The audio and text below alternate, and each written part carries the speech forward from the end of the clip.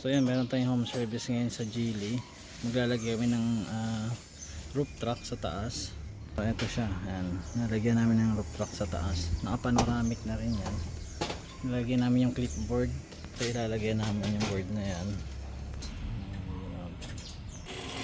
And then gagamitin mo tong pool.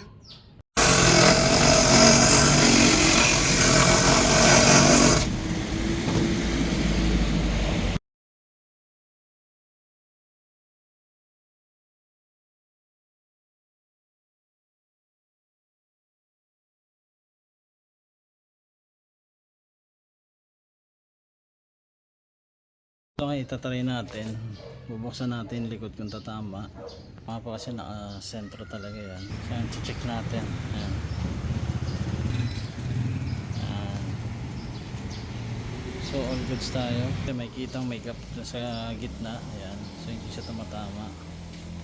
Install na namin roof carrier ng luggage ng Geely Okavango. Ayan. So ngayon i-check natin yung room kung hindi na siya sasabit.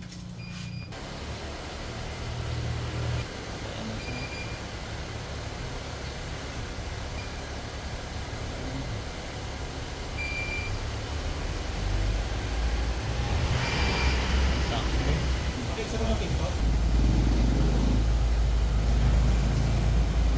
Ayan, nagkabit tayo sa Geely Okavango. Ayan, Sir Albert.